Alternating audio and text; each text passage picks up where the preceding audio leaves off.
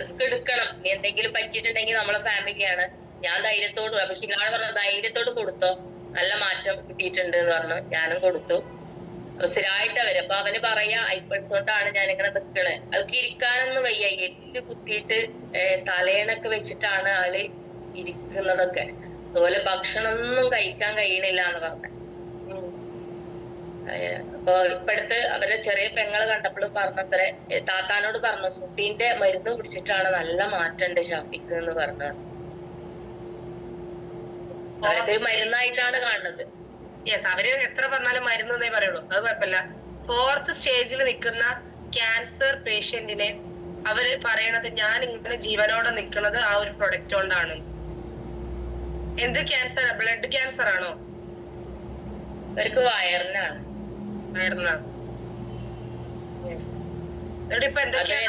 5 വർഷം മുന്നേ ഇവന് എന്തോ ഈ കഴുത്തിൽ എന്തോ ഒരു ചെറിയൊരു മുഴ എന്തേലും വന്ന് അത് ഇവന് ഫ്രണ്ട്സിനായിട്ട് പോയി നമ്മുടെ മഞ്ചേരി തറയിൽ ഹോസ്പിറ്റലിൽ പോയിട്ട് അത് കളഞ്ഞു.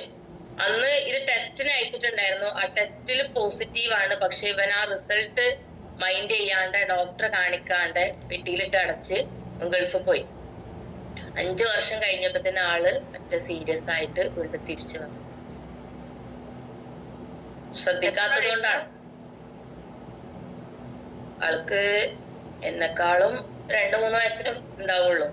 ഏതായാലും 38 ആ പ്രായം. 4 ചെറിയ കുട്ടിയാണ്. ചെറിയ കുട്ടിക്ക് 6 മാസമായിട്ടുള്ളൂ. 4 കുട്ടികളാണ്.